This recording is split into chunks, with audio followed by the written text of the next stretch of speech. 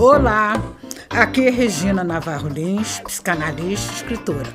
Estamos no podcast Afetos e Desejos, que vai falar das relações amorosas e sexuais. As pessoas sofrem tanto com seus desejos, medos, culpas. Por isso, é importante refletir sobre as crenças aprendidas para a gente se livrar do moralismo e dos preconceitos. Bom, mas isso é só para quem quiser viver melhor. Me fala uma coisa, você já ouviu alguma frase como essa aqui? A vagina é muito quente, é um fogo e cada vez que o pênis ali penetra, morre. Os maoris, aborígenes da Nova Zelândia, ainda associam a vagina à morte. Os nomes que eles usam para designá-la são casa da morte, da desgraça, buraco destruidor. O título do nosso primeiro tema é Que medo a vagina me dá. A mão dupla do prazer é outro tema de hoje. Vamos falar do que é um bom sexo? Até quando as pessoas vão alimentar a crença de que não ter uma relação amorosa fixa e estável com uma única pessoa significa ser incompleto? Tenho medo que o abandono se repita. É o nosso tema seguinte. Ah, quanto preconceito! Olha só o título desse tema. Meu pai me perguntou, você é ou não é homem? Ainda bem que atualmente estamos em pleno processo de transformação no que diz respeito à valorização da virilidade. Já é possível sentir sinais do desprestígio do machão. Que medo que a vagina me dá. Namoro uma garota há 3 meses. Nossa convivência é ótima, mas tem um problema que pode me levar a perdê-la. A nossa vida sexual não existe. Fico excitado, mas na hora de penetrá-la não consigo. Sou tomado por uma grande ansiedade. Fico tenso só de imaginar entrando nela e acabo broxando. Sinto que ela não vai aguentar isso por muito tempo. Foi esse o relato que Júlio, de 27 anos, me fez na primeira sessão no meu consultório. Ele disse se considerar saudável em todos os aspectos, mas se vê defeituoso por conta do pânico que sente quando vai penetrar uma mulher.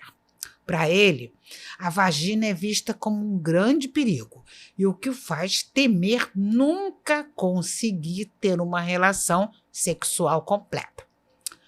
Por que será que a vagina, tanto a sua imagem como o seu nome, provoca todo esse desconforto? Podemos fazer algumas conjecturas, né? Sendo os órgãos sexuais de mulheres e homens tão diferentes, eles se tornam de alguma forma misteriosos para o outro sexo. Embora na mulher possa existir algum temor pelo pênis do homem, nada se compara ao temor que os homens sentem pela vagina. É um perigo ameaçador, porque não é visível e porque suas propriedades são estranhas. A vagina insaciável, que devora o desejo masculino, libera o sangue menstrual, acolhe o membro do homem e expulsa o feto ensanguentado. O que destrói o homem é a vulva, dizia um velho maori aborígene da Nova Zelândia, o que era explicado melhor por australianos da região central. A vagina é muito quente, é um fogo e cada vez que o pênis ali penetra, morre. Os maoris ainda associam a vagina à morte. Os nomes que usam para designá-las são casa da morte e da desgraça e buraco destruidor. Nos mitos, a vagina é representada alternadamente como força devoradora e insaciável. Há inúmeras lendas que falam de mulheres cuja vagina está cheia de dentes. O pênis do homem seria decepado por tal monstruosa boca. Esse medo é ligado inicialmente ao do sangue menstrual, assustador e doentio, já que é objeto de imensa quantidade de tabus, mas também o sangue da defloração, que muita gente acredita trazer azar.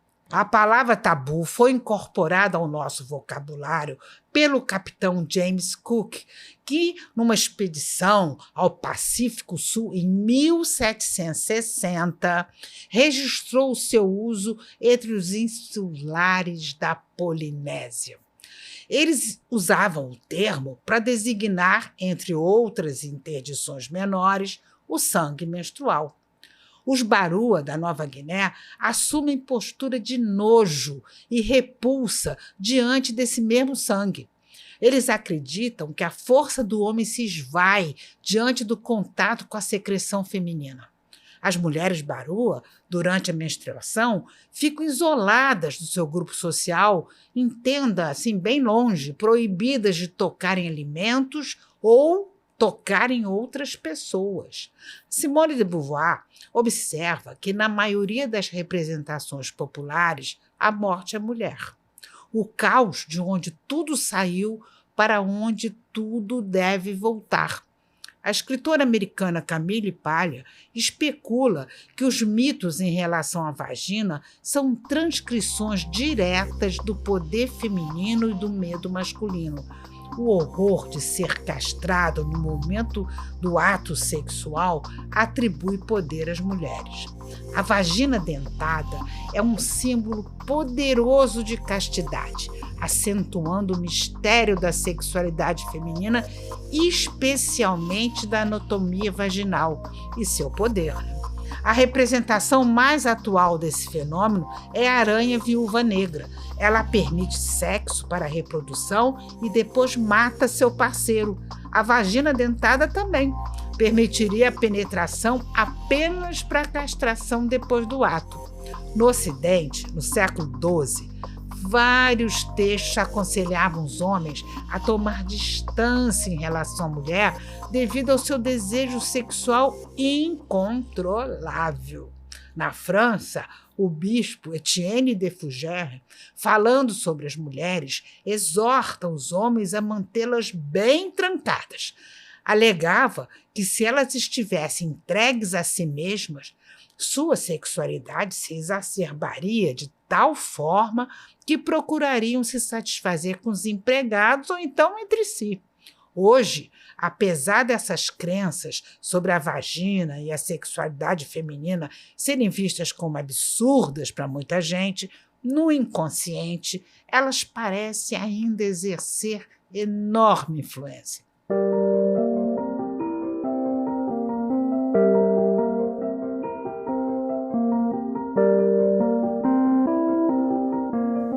A mão dupla do prazer.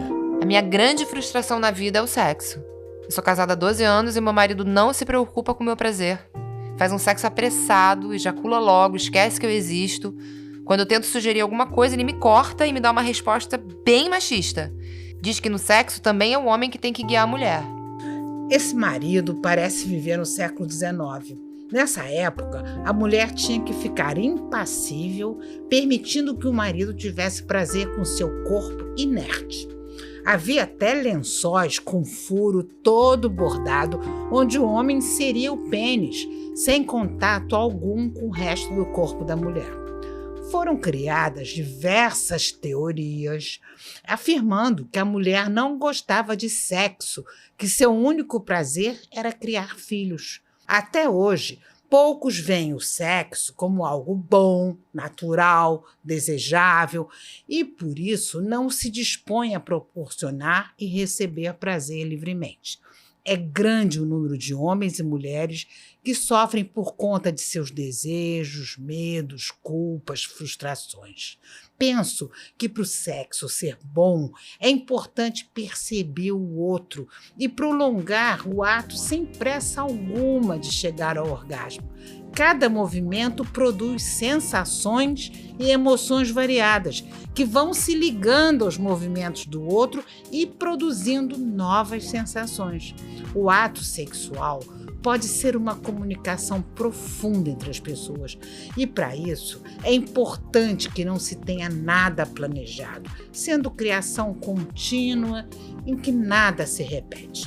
O psicanalista austríaco Wilhelm Reich, que foi muito famoso na primeira metade do século XX, ele diz o seguinte: O prazer máximo sexual só é alcançado quando as vísceras acompanham os movimentos, quando os sentidos fluem junto com os atos, quando os dois parceiros estão finamente sintonizados, muito presentes, atentos um ao outro e ambos isolados de tudo mais.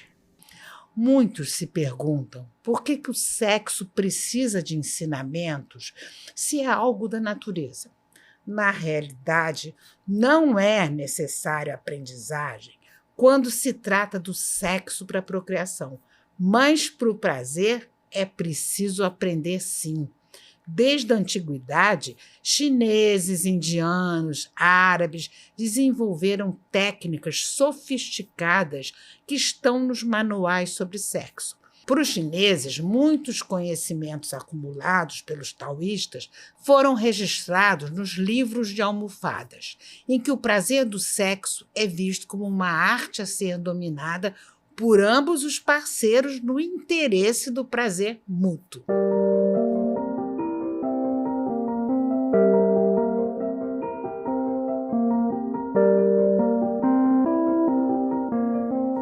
Tenho medo que o abandono se repita. Meu nome é Raquel. Eu tô com 40 anos e uma dúvida profunda. A maior da minha vida. Tô apaixonada por um homem que também se diz apaixonado por mim. Somos ambos separados e ele quer que eu vá viver com ele. Qual a dúvida? Se nos amamos e queremos ficar um com o outro, o que nos impede? Bom, tenho medo. Há 5 anos eu fui abandonada por meu marido e quase morri. Só não dei fim na vida por covardia. Eu não quero passar novamente por isso. Meu atual namorado, a quem contei o que me ocorreu, jura que não vai me abandonar jamais.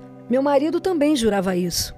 E um dia se apaixonou pela recepcionista da empresa dele. Simplesmente saiu de casa e nunca mais voltou. A situação que a Raquel viveu no casamento é semelhante à de muitas pessoas que, ao encontrar um parceiro, o transformam em única fonte de interesse. Alimentam a crença de que não ter uma relação amorosa fixa e estável com uma única pessoa significa ser incompleto, quer dizer, totalmente desamparado. Na nossa cultura, somos incentivados desde muito cedo a acreditar que só é possível ser feliz se tivermos alguém ao nosso lado. Da mesma forma como a criança pequena se desespera com a ausência da mãe, o adulto, ao perder o objeto de amor, é invadido por uma sensação de falta e solidão. Além disso, quando fracassa um projeto amoroso, a pessoa perde o referencial na vida e a sua autoestima fica bem abalada. Por temer ser abandonada novamente, Raquel resiste a experimentar uma aproximação maior com o atual namorado. O psicanalista italiano Willy Pazzini, ele diz o seguinte: a intimidade exige o abandono da coraça que protege o que temos de mais íntimo. Quanto mais a intimidade é compartilhada, mais o outro tem livre trânsito para as nossas coisas mais secretas. Mas só uma autoestima elevada leva a viver tal despir-se como oportunidade e não como ameaça. Quem pensa que deve esconder as partes de si que considera inconfessáveis, vive inevitavelmente a intimidade como se fosse um risco pessoal. O Winnicott, um psicanalista inglês, diz o seguinte: as pessoas com dificuldade nos contatos pessoais são indivíduos fechados numa dura couraça que protege um núcleo central inseguro e mole. Todo o processo de amadurecimento pessoal consiste nessa progressiva conquista de uma cada vez maior confiança em si mesmo. Só nessas condições, uma pessoa poderá baixar a guarda sem medo e transformar a couraça numa membrana periférica e permeável às trocas com os outros. O psicoterapeuta e escritor Roberto Freire também contribui para a reflexão sobre o fantasma do abandono vivido nesse caso. Ele não tem dúvida de que risco é sinônimo de liberdade e que o máximo de segurança é a escravidão. Freire acredita que a saída é vivermos o presente através das coisas que nos dão prazer. A questão, diz o Roberto Freire, é que temos medo, os riscos são grandes e nossa incompetência para a aventura nos paralisa. Entre o risco no prazer e a certeza no sofrer, acabamos sendo socialmente empurrados para a última opção.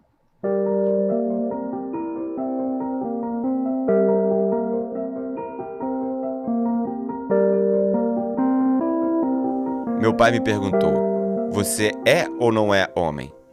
Minhas lembranças sobre a consciência da condição de homem não são as melhores. Embora eu saiba que não estou só, como filho único e com muitos primos, tive pouco contato com as meninas e quando tinha ficava tímido.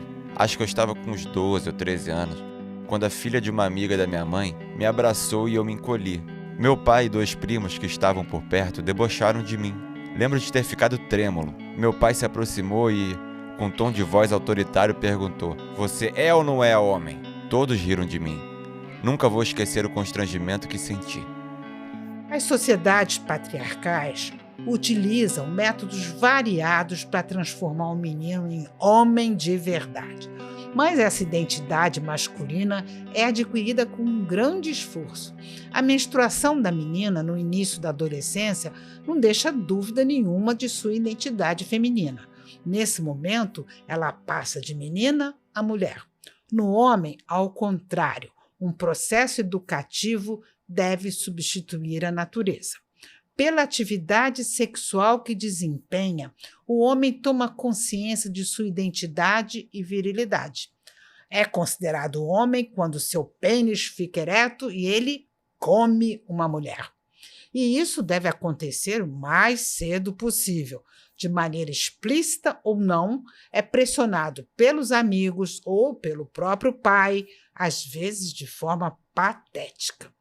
Várias sociedades utilizam ritos de iniciação para que o menino se afaste do mundo das mulheres e renasça homem. Esses rituais comportam 3 etapas bastante dolorosas: a separação da mãe e do mundo feminino, a transferência para o mundo desconhecido e a passagem por provas dramáticas e públicas. Quando tudo é concluído, o menino é considerado um homem.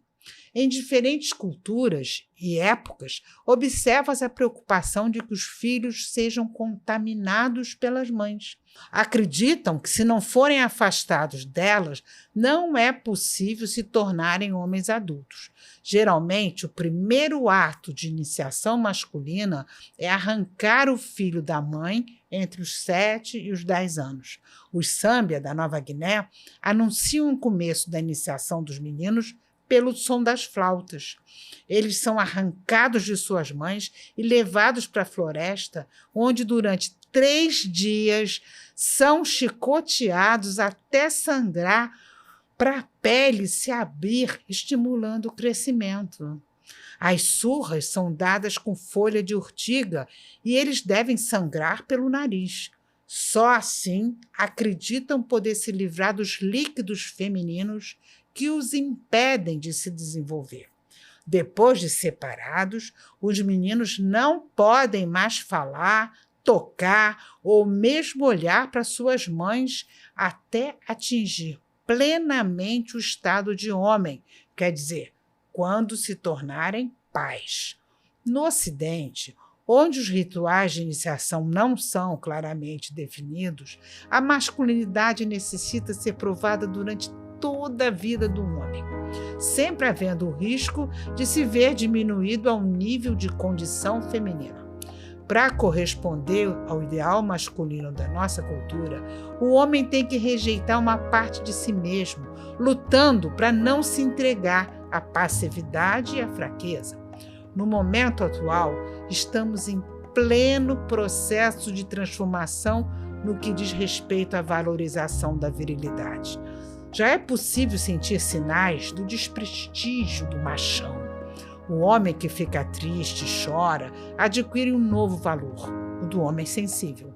No entanto, a mudança das mentalidades demora muitas vezes mais de 100 anos para se concretizar. Mas isso não importa, desde que se abra um espaço definitivo para a autonomia de homens e mulheres. Como eu disse no início, sou Regina Navarro Lins. Talvez você já tenha me visto na TV.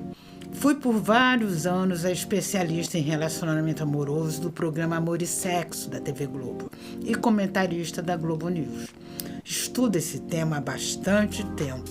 Publiquei 14 livros. Entre eles, há 28 anos, o best-seller A Cama na Varanda, que continua bem atual. Estudo também a história das mentalidades, como as pessoas pensavam e viviam o amor e o sexo em outras épocas. E vejo como isso muda bastante. Em todo o meu trabalho, proponho um mergulho para quem quer pensar sem preconceito e sem medo. Não tenho dúvida de que podemos viver muito melhor as relações amorosas. Tenho 51 anos de consultório. Sempre ouço histórias da intimidade de homens e mulheres. Aquelas histórias que ninguém fala em público, só na terapia. Elas nos ajudam muito a refletir. Convido você a visitar meu site Afetos e Desejos, conhecer meu Instagram, @Regina Navarro Lins, e meu curso online Relações Amorosas, um Novo Olhar. Todas as informações sobre ele estão na bio do Instagram. Aguardo você nos próximos episódios do podcast Afetos e Desejos. Até lá!